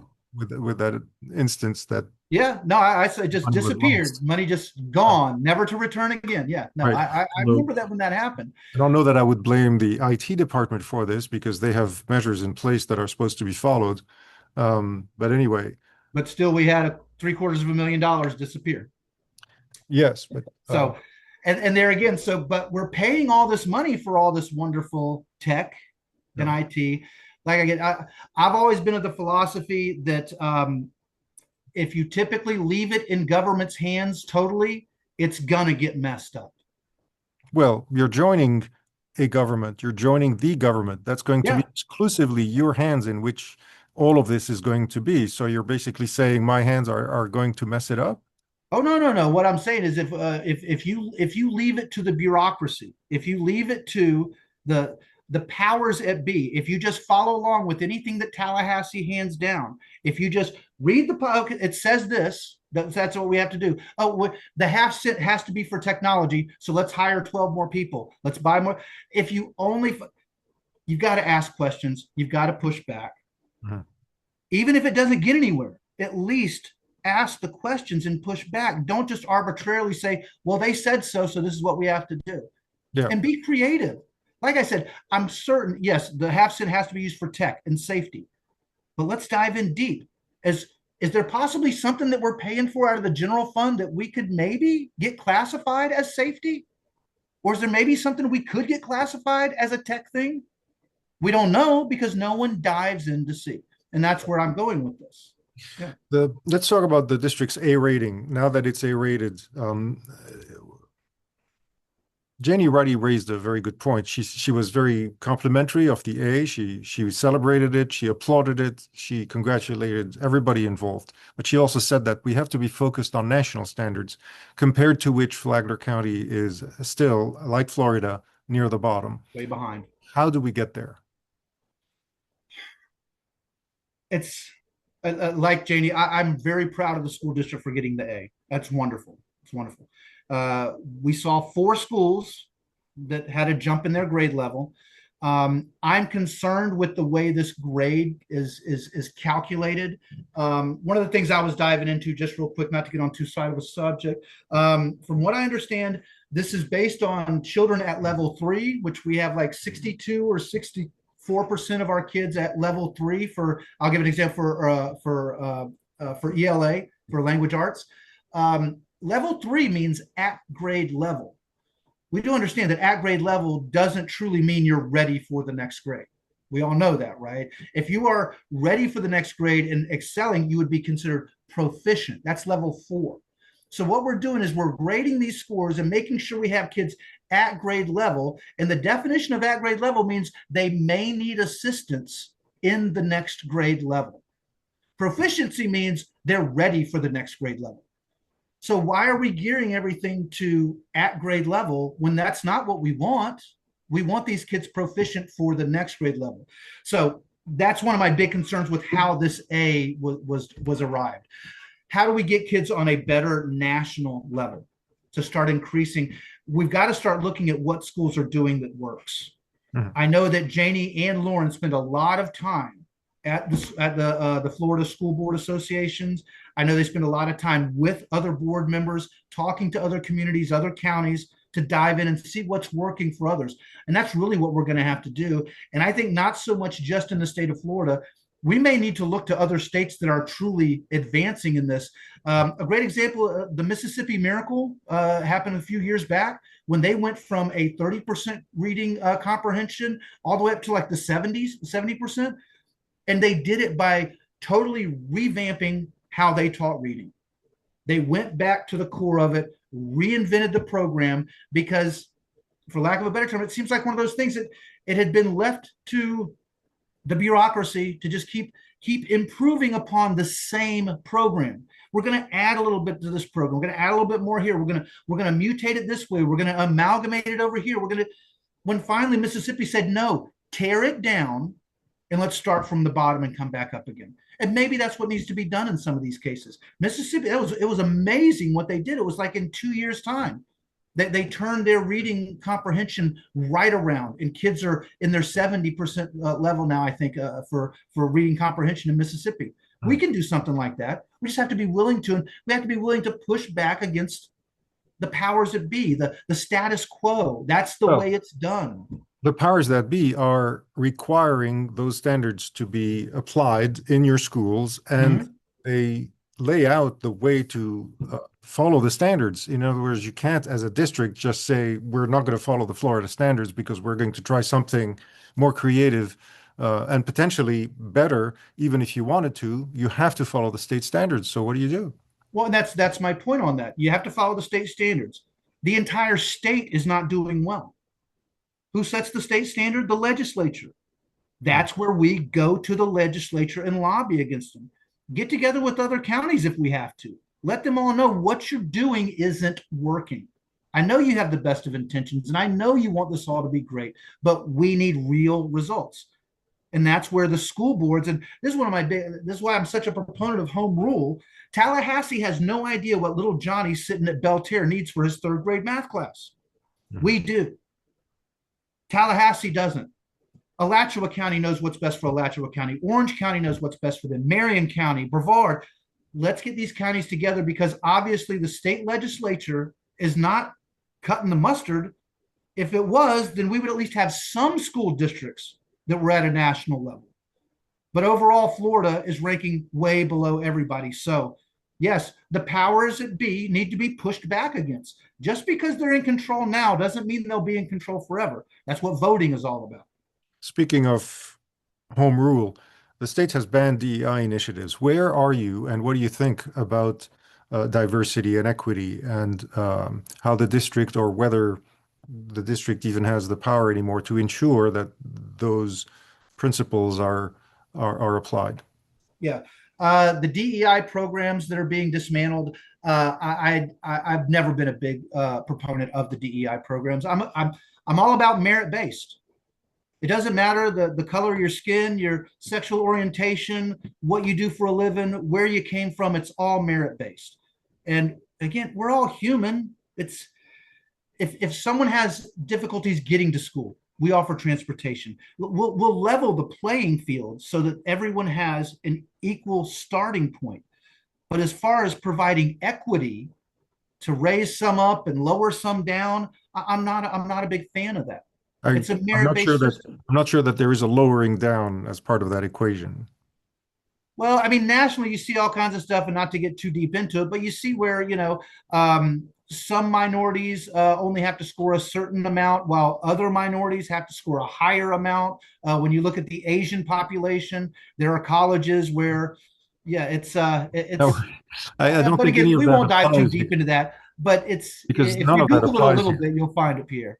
I understand, but none of that applies here. I don't know that I've never heard of grades where, in our living world, where especially here or in Florida, where this has ever existed. But the idea Well, is how do you ensure. then what would you call our DEI program? Then what was our DEI program doing? I mean, a DEI program is, for example, it's a diversity.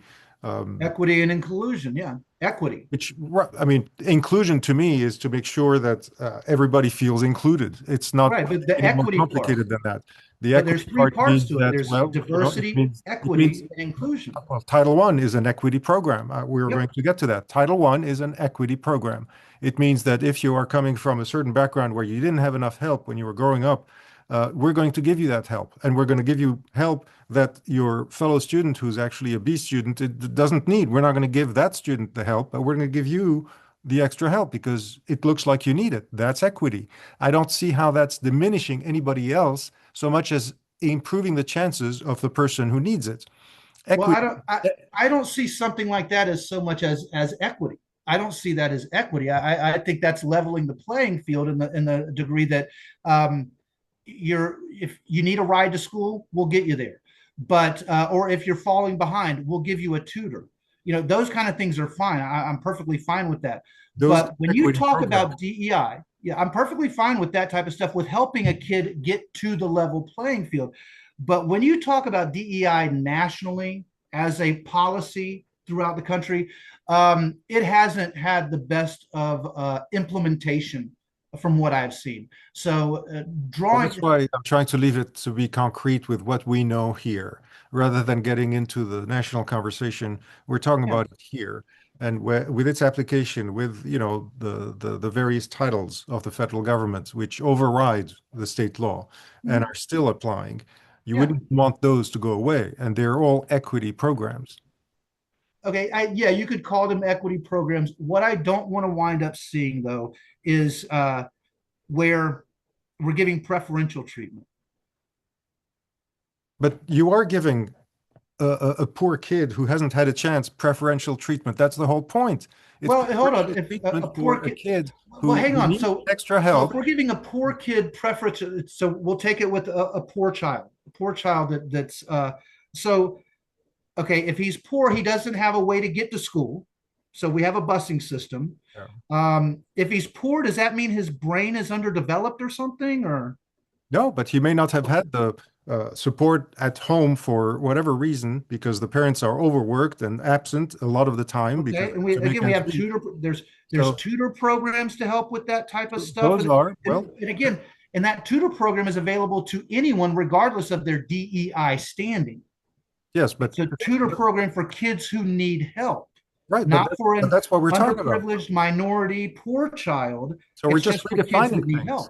We're just redefining things at this point because DEI has been turned into an ideological rail that does not fit the reality of what we're doing in schools. The schools have been doing this for decades, where they are Right. giving preferential treatment to certain students who need it most to lift them up in order for them to score at grade level. And in fact, the A that we scored now was because they lifted up the lowest quartile enough I saw that. to Yep. make them improve. That was preferential treatment to students who needed it most. And Sure. it's, Sure. there's nothing, But does this have to be a DEI program? you don't have to call it that if you want, but it is DEI. It is Because we'll inclusion. see, the It biggest is problem with the equity. DEI program, it wasn't just about poor people, Pierre. You and I both know it I wasn't understand. just about poor people. I'm just It was about simplifying. minorities. That's truly Right. what it was geared towards is minorities, which was basically basing your ability to get help on the color of your skin.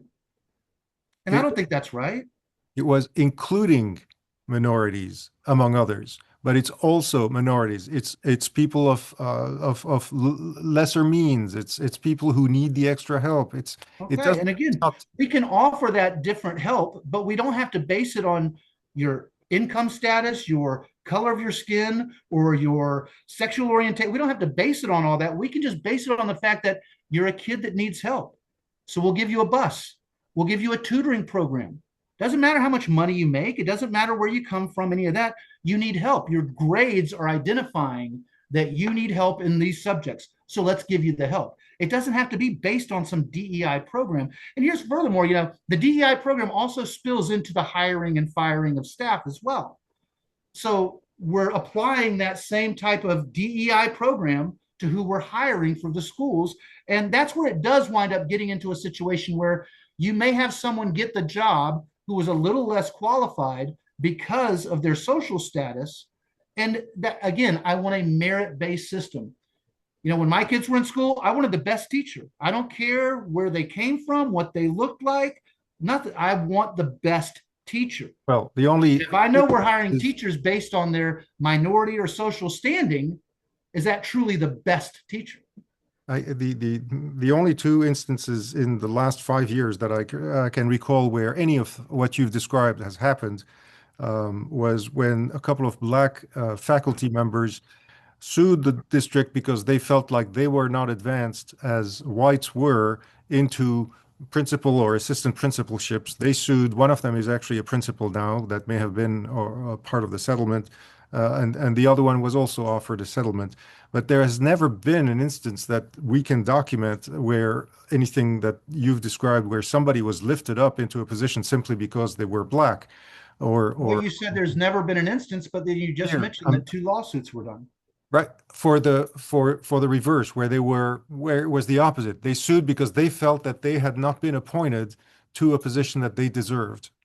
It was the opposite. Oh, so what you're saying is, It was the minorities who sued, saying, well, right. the whites were appointed ahead of us. So, but what you're saying, you've never seen a minority But sue for them getting a position based on DEI. I'm right. And Okay, okay, yeah, that has I can not happened understand in where a this minority district. wouldn't sue And I'm against. only talking about the last 10 years or so. I'm not talking about the past because this district has a dismal history of mistreating minorities. We can't question that. It was one of the last districts to come out of the segregation era, and there is no question that there were injustices and misdeeds done Of to course, favor to yes. favor whites over everybody else. America has a very torrid history. Yep. So, but anyway, to get to the the end of this dismal question itself, you don't seem to have any opposition to what the principles are behind each of these words. You don't have a principled opposition behind diversity or equity or inclusion. You certainly don't oppose inclusion or any of those things, but yet you have an opposition to the way they've been defined, Yeah, opposed to yeah. what they stand for. Right, because it's one of those things. If we're let's put it this way. Let's tell everyone, hey, you're going to get your promotion based on your merit, based on how hard you work, based on how good of a job you do, period. But when we start throwing DEI into the equation, that gives the feeling that, oh, well, maybe somebody's just getting it because of their socioeconomic standing, So you would be which opposed is to going to that? make some, let me finish real quick, Peter, which is No. going to make some people feel some kind of way on both sides of the spectrum. Am I wrong? So let's get rid of DEI and just make it merit based. What's So wrong with merit based? If you're the best person for the job, you get the job. If you need help with your math or your algebra, again, this is merit based. When I talk about that, I'm still saying merit based because if a child needs help with math, their merit is falling behind. So we're going to give them the help they need based on their merit, not based on where they came from, how much money their parents make, or because there you fall into so many problems, so many people having views about why it was done and how it was done and this they got this because of that and they're only there because of this. But let's just stop it. Everything is merit based. You do a great job, we'll get you there. You need help, we'll get you there. But it has nothing to do with your socioeconomic standing. So the annual party that Bobby Bossardet, the FPC principal, hosts at Carver Gym for the South Benel community, um, you don't think that that's something worth celebrating? Of course. Why wouldn't I? Because it's pretty much based on what you said it should not be based on. It's on socioeconomic background, it's on minorities, it's on lifting up a group in that area that needs to be shown a special appreciation for, doing well in school, and including some who don't and who are shown how others who are doing well are going, it might Yeah, no, to that's do better. And that happens every year at the end of the school year at yeah, the Carver Center, precisely to sort of, lift up a community. Why not? right. Again, hold on that, but that's not a DEI program. Or That you is might not just want to an call it that, event. but it is. In reality, it is. It would not have existed How without is that hold sort on, of how principle. is that a DEI program? The Carver Center having an event to honor the kids who worked hard and did well. How Well, is that a DEI program? because we're not doing that at the Indian Trails Sports Complex for the white kids up by Belterre Elementary. Yeah, you're right. You're right. Well, So again, that's their community. It's if so okay. So if an area up at the Palm Coast Community Center wanted to have one for all the white people, I mean, All right, we're getting into a little bit of an Well, I absurd, know we're getting into the weeds, but here's my but, point on the Carver Center doing that. I I think it's appreciate, wonderful that the Carver Center winds up acknowledging these kids that work so hard and have done well and show them as an example for what can be done. But I don't see where the Carver Center having that event and recognizing the achievements of kids is a DEI program. That just to me seems like a celebration event. It's not a DEI program. And those kids, if they were based on merit, I don't know exactly how those kids got where they were at or how they did so well. Each individual kid has their own story. But I would hazard a guess that there are probably several kids that are in that had nothing to do with DEI. They worked hard, they gained their position on merit because they put in the work. So I don't understand where the Carver Center event is a DEI program. I don't see the link between the two.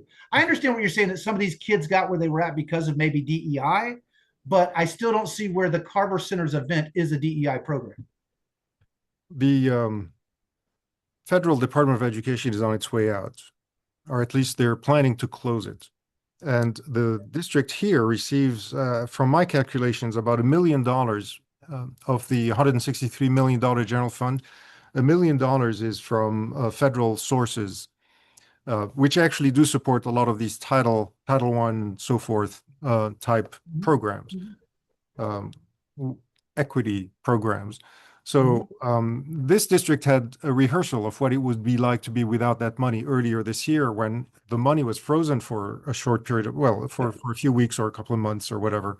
They scrambled, they took care of it because they had reserves. They did, and they moved things around and it was Yep. seamless. So they did not go without the services that the money was providing. And then the spigot was open again and the money flowed.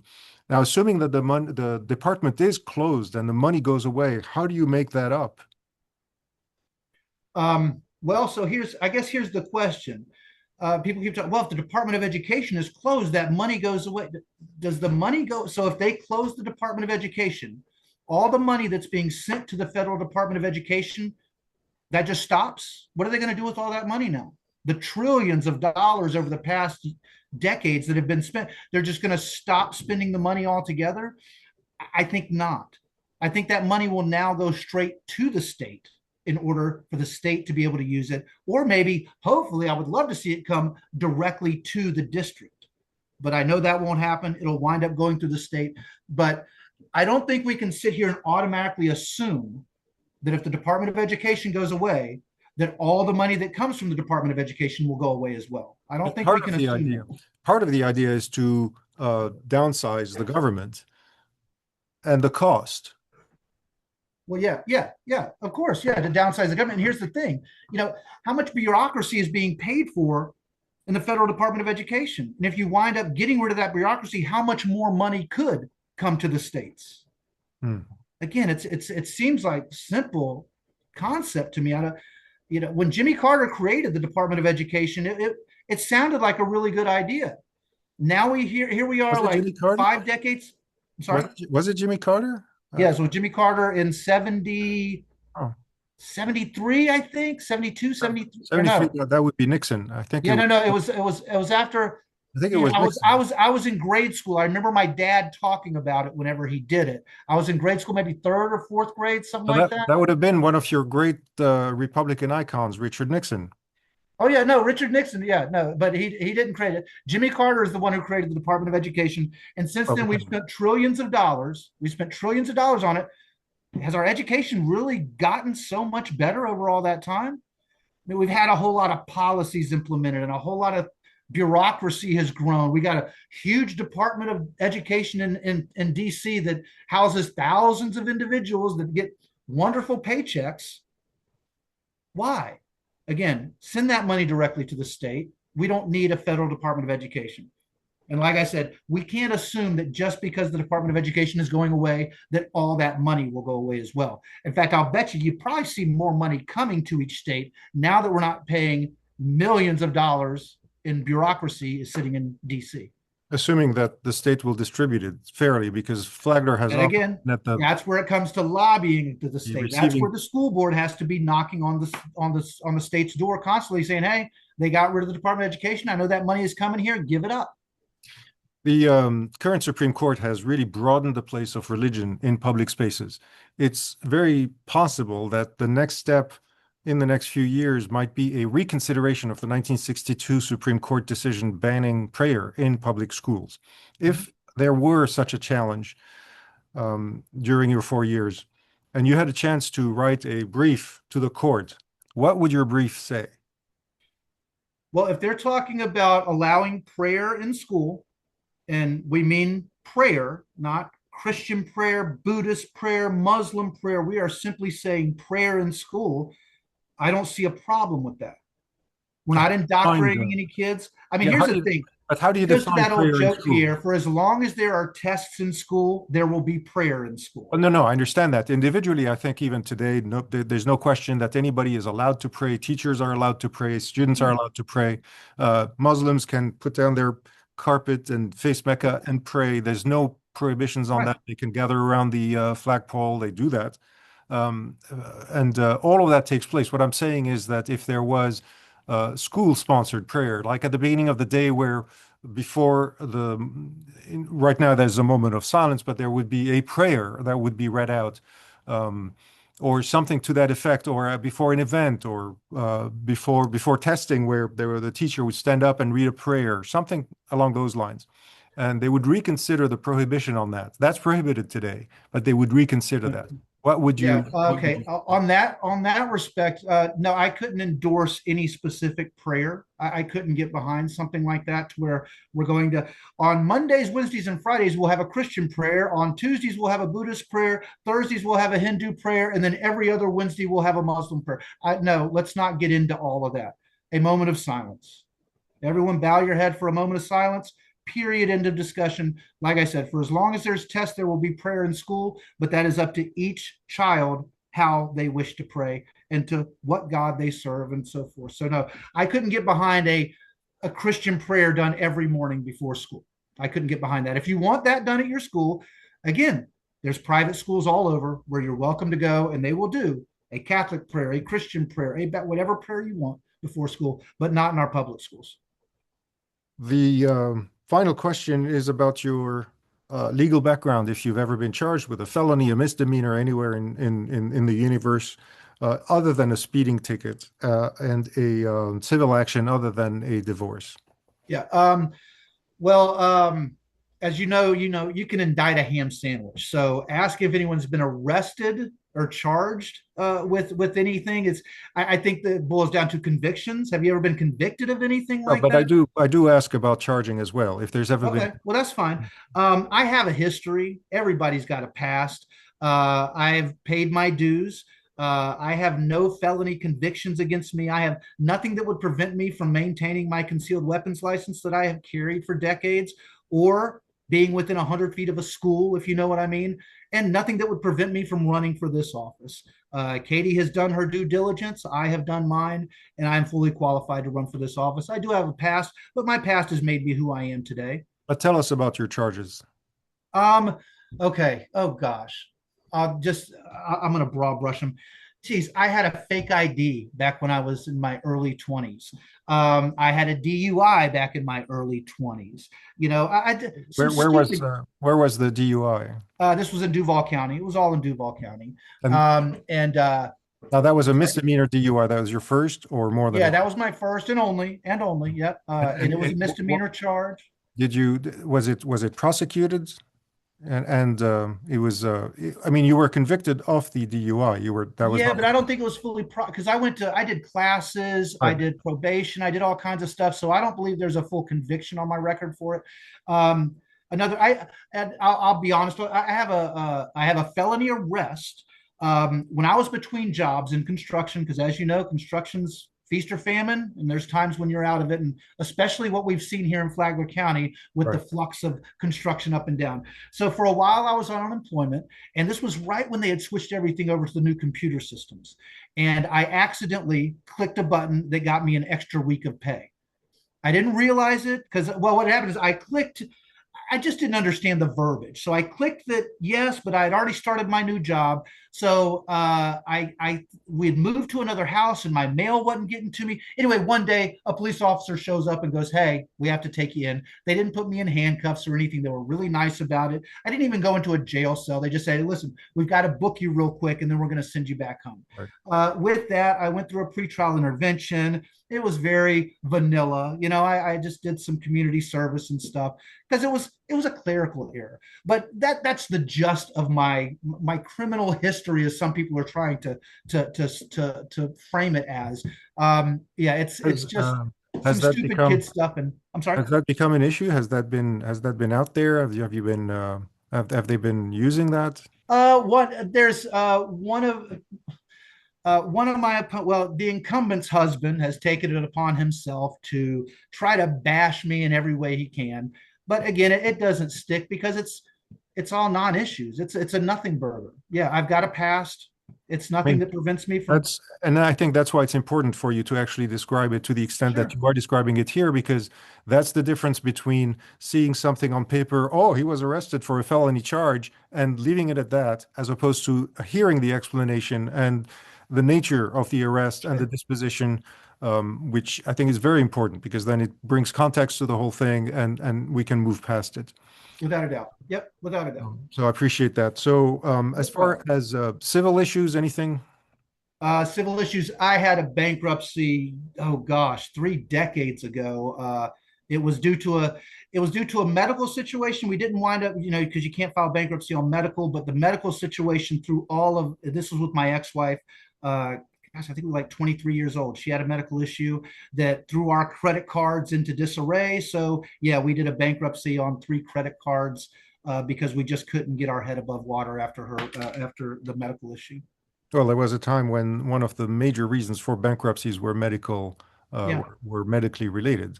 Yep. Yep. And I want to say this was like maybe 92, 93, Yeah. something like that. Yeah, decades ago. And in your professional life, any associations where you've had disciplinary actions, demotions, anything like that? Nope, nope. My professional life, I've always been well liked at all my jobs.